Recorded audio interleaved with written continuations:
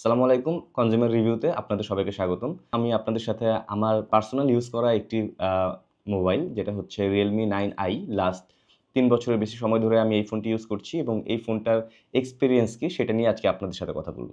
So এখন আপনারা বলতে পারেন যে ভাই ৩ বছর আগের মোবাইল নিয়ে আমরা কেন কথা বলছি?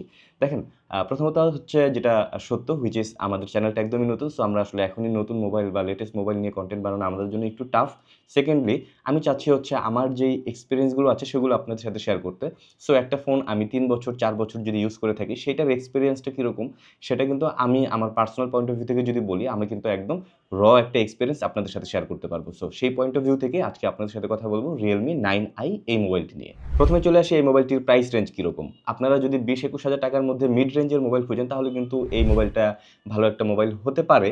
তবে কতটুকু ভালো বা খারাপ হতে পারে সেটা নিয়ে আজকে বিস্তারিত কথা বলব। তার আগে আরেকটা পয়েন্ট বলে নিতে চাই সেটা হচ্ছে ৩ বছর আগে যে মোবাইলটা ছিল এখন কিন্তু তার থেকে অবশ্যই আরো বেটার মোবাইল বের হয়েছে। বাট তারপরেও প্রাইসের পয়েন্ট অফ ভিউ থেকে যদি আপনারা চিন্তা করেন আপনারা এই মোবাইলটাকে কিন্তু একবার চেক করে দেখতে পারেন। এই মোবাইলটি আপনার ব্যবহারের জন্য কতটা ভালো হতে পারে। Realme 9i এই মোবাইলটার আউটলুক নিয়ে যদি কথা বলি, প্রথমত হচ্ছে এই মোবাইলটা কিন্তু আমি এক হাতে খুব সুন্দরভাবে গ্রিপ করতে পারি। খুব বেশি বড়ও না আবার খুব বেশি ছোট না। সো ধরে ইউজ করার জন্য আমার কাছে খুবই ইউজার ফ্রেন্ডলি মনে হয়। এটার ডিসপ্লে যথেষ্ট স্মুথ। তবে আমি যদি এটার ব্যাক সাইড নিয়ে কথা বলি, ব্যাক সাইডটা গ্লাস মনে হলো এটা আসলে একটা প্লাস্টিক ম্যাটেরিয়াল। তবে ডিজাইনটা কিন্তু খুবই সুন্দর। অ্যান্ড যেহেতু আমি এটা ৩-৪ বছর ইউজ করেছি, সো আমার এক্সপেরিয়েন্স থেকে বলতে পারি আ এটার ডিজাইনটা সুন্দর হলেও এটার মধ্যে কিন্তু যথেষ্ট স্পট পড়ে আপনারা ভিডিওতে দেখতে পাচ্ছেন and at the same time এখানে কিন্তু আঙ্গুলের ছাপও পড়ে। যদিও মোস্ট অফ দ্য ইউজার আসলে কভার ইউজ করে বাট কভার ছাড়া যদি ইউজ করেন সেক্ষেত্রে কিন্তু এটার স্ক্রিনে ভালোই একটা স্পট পড়বে যেটা অলরেডি আমার পড়েছে কেন আমি মাঝখানে প্রায় ৬-৭ মাসের মতো কোনো ধরনের কভার ছাড়া ইউজ করেছি। মোবাইলের ব্যাক সাইডের পরে আমরা যদি সাইডে খেয়াল করি এখানে একটি টাচ বাটন রয়েছে যেটা দিয়ে আপনি ফিঙ্গারপ্রিন্ট টাচ করে মোবাইলটাকে অন অফ করতে পারবেন এবং এটার রেসপন্স সিস্টেমটা কিন্তু খুবই ভালো।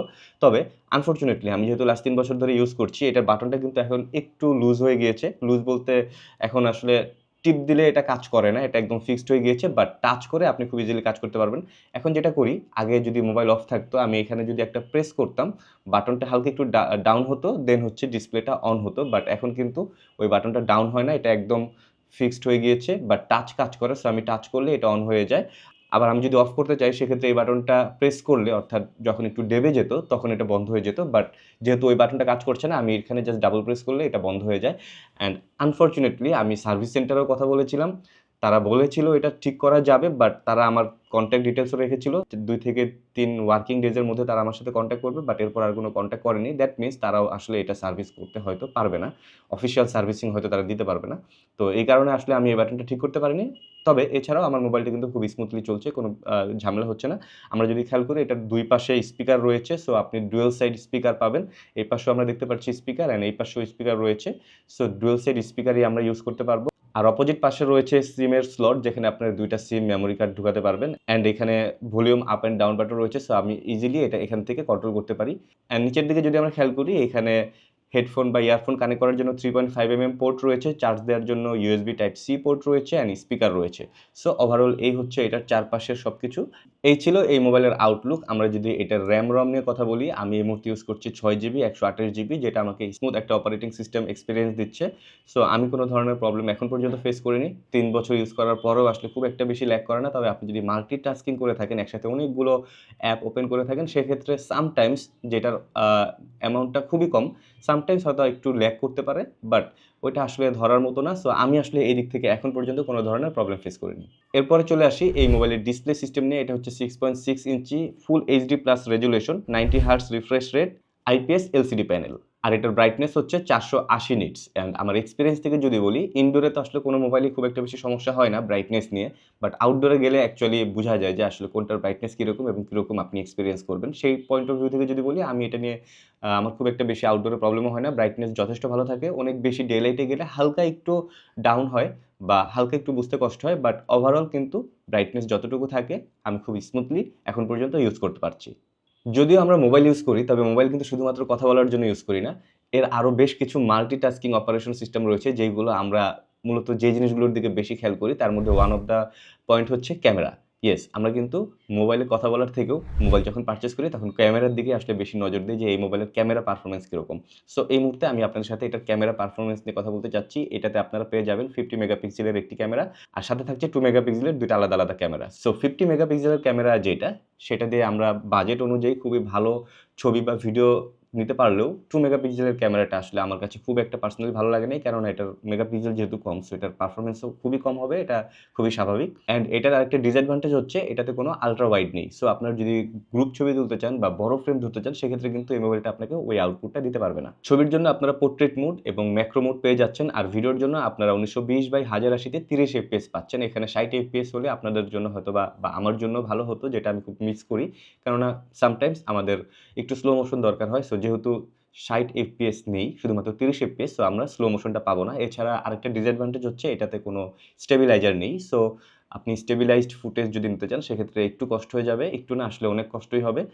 যেহেতু স্টেবিলাইজার নেই, সো এই সাপোর্টটা আপনারা এখান থেকে পাবেন না। আর ফটোগ্রাফি এবং ভিডিওগ্রাফি ২ টার ক্ষেত্রে লো লাইট পারফরম্যান্সের কথা যদি বলি, দেখেন ডে লাইটে সব মোবাইলই ভালো পারফরম্যান্স দেয়, সব ক্যামেরাই ভালো পারফরম্যান্স দেয়। বাট অ্যাকচুয়াল পারফরম্যান্সটা তখনই বোঝা যায় যখন লো লাইট পারফরম্যান্সটা যার যত ভালো থাকে। সো বাজেট অনুযায়ী ডে লাইট পারফরম্যান্সটা খুবই ভালো। বাট লো লাইটের পারফরম্যান্সটা আমার কাছে খুব একটা ভালো লাগেনি। কেননা ফুটেজ বা ছবি বা ভিডিও যেটা বলে না কেন একটু স্মুথ হয়ে যায় অ্যান্ড ছবিতে কিছুটা গেইন চলে আসে। ভালো মানের মোবাইল বলেন বা ভালো ক্যামেরা বলেন বা ভালো পারফরম্যান্স বলেন, যত কিছু ভালো হোক না কেন আমরা কিন্তু আরো একটা পয়েন্ট খুব বেশি মনোযোগ দিই, যেটা হচ্ছে ব্যাটারি। কেননা ব্যাটারি যত লং হবে, ব্যাটারির পারফরম্যান্স যত ভালো হবে, সেটা দিয়ে আমরা তত স্মুথলি অপারেট করতে পারবো বা সারাদিন আমি নিশ্চিন্তে মোবাইলটা ইউজ করতে পারবো। Realme 9i এই মোবাইলটির সাথে আপনারা পেয়ে যাবেন 33 ওয়াটের 5000 mAh এর ব্যাটারি, যেটা 30 মিনিট চার্জে দিয়ে 47%-এরও বেশি আপনি ইউজ করতে পারবেন। আর ফুল চার্জ করতে আপনার 1 ঘন্টা 15 থেকে 17 মিনিটের মতো সময় লাগে। অ্যান্ড আমার এক্সপেরিয়েন্স থেকে যদি বলি, এই মোবাইলটা আমি একবার ফুল চার্জ দিলে সারাদিন অনায়াসেই কাটিয়ে দিতে পারি। আপনারা যদি আমার মতো রেগুলার ইউজার হয়ে থাকেন, গেমিং পারসন না হন, সেক্ষেত্রে ১ দিন থেকে ১.৫ দিন অনায়াসেই এই মোবাইলটা আপনাকে ফুল চার্জে সাপোর্ট দিতে পারবে। বাট আপনারা যদি গেমিং পারসন হয়ে থাকেন সেক্ষেত্রে হয়তোবা চার্জ কিছুটা কম থাকতে পারে। মিড রেঞ্জের এই মোবাইলটিতে আপনারা ডুয়েল সাইড স্পিকার পেয়ে যাবেন। যদিও আমি পার্সোনালি আসলে এটার বিল্ট ইন যে স্পিকার রয়েছে সেটা দিয়ে মিউজিক খুব একটা বেশি শুনি না। সেটার জন্য আমি আসলে আলাদা হেডফোন ইউজ করি। বাট যদি আপনারা এটা দিয়ে শুনেন সেক্ষেত্রে কিন্তু আপনারা মোটামুটি ভালো একটা এক্সপেরিয়েন্স করতে পারবেন বাজেট রেঞ্জের মধ্যে। তবে ফুল সাউন্ড দিলে এটা মনে হয় কিছুটা একটু ডিস্টার্বিং মনে হয়। ফুল সাউন্ড না দিয়ে কিছুটা কমিয়ে রাখলে লাইক 90% বা 95% ভলিউম দিয়ে রাখলেও কিন্তু ভালো একটা এক্সপেরিয়েন্স পেতে পারেন। এছাড়াও এটা নেটওয়ার্ক কানেক্টিভিটি বা ব্লুটুথ সিস্টেম কিন্তু আমার কাছে খুবই ভালো লেগেছে। অল গুড, কোনো ধরনের প্রবলেম আমি এখন পর্যন্ত ফেস করিনি। আর এটা টাচ স্ক্রিন নিয়েও কিন্তু আমি খুব একটা প্রবলেম ফেস করিনি। সবসময় খুব স্মুথ একটি এক্সপেরিয়েন্স দিচ্ছে। সো এখন পর্যন্ত কোনো ধরনের প্রবলেম নেই। আশা করি এটা সামনেও কোনো ধরনের প্রবলেম হবে না। ওয়েল, এই মোবাইলটার বেশ কিছু পয়েন্ট নিয়ে কথা বললাম। প্রতিটা পয়েন্টের সাথে আমি অ্যাডভান্টেজ, ডিসঅ্যাডভান্টেজ সবকিছু একসাথে বলার চেষ্টা করেছি। সো আশা করি আপনাদের কাছে সেটা ভালো লেগেছে। আলাদাভাবে এটার অ্যাডভান্টেজ, ডিসঅ্যাডভান্টেজ বলার কিছু নাই। তবে আমার পার্সোনাল এক্সপেরিয়েন্স যদি এভারেজে বলি যে আসলে আমার পার্সোনাল এক্সপেরিয়েন্স কিরকম, আমি কি এই মোবাইলটা ইউজ করব কিনা? দেখেন, এই মোবাইলটা আমি গত ৩ বছর ধরে কোনো ধরনের প্রবলেম ছাড়াই ইউজ করছি।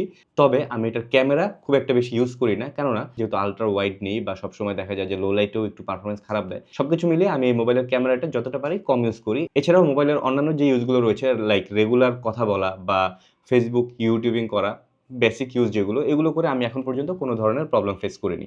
অলসো আমি এটাও বলতে চাই, এই মোবাইলটা গত ৩ বছর ধরে আজকে পর্যন্ত আমাকে যেরকম পারফরম্যান্স দিচ্ছে, আমি এই মোবাইলটা হয়তোবা সামনেও আরও ১, ১.৫, ২ বছর ইউজ করব কোনো ধরনের কনফিউশন ছাড়া। তবে আমি যদি কোনো কারণে আমার মোবাইল আপডেট করি সেটা ভিন্ন কথা। সো ভিডিওটি আপনাদের কাছে কেমন লাগলো? আমি জানি অনেক ইনফরমেশন হয়তো আমি বলতে পারিনি ঠিকঠাক মতো। তবে আমি চেষ্টা করেছি আমার এক্সপেরিয়েন্সটা আপনাদের সাথে শেয়ার করতে অ্যান্ড আমার যে ভুলগুলো রয়েছে আশা করি সেগুলো আপনারা আমাকে কমেন্ট করে জানাবেন। চেষ্টা করব সেই প্রবলেমগুলো বা সেই ইনফরমেশনগুলো পরবর্তী কনটেন্টে এড করে নতুন, নতুন কনটেন্ট আপনাদের সাথে নিয়ে আসতে। ভিডিওটি কেমন লাগলো জানাবেন। এরকম ভিডিও যদি আপনারা আরও দেখতে চান অবশ্যই লাইক, কমেন্ট, শেয়ার, সাবস্ক্রাইব করবেন। দেখা হচ্ছে পরবর্তী ভিডিওতে। Till then, take care.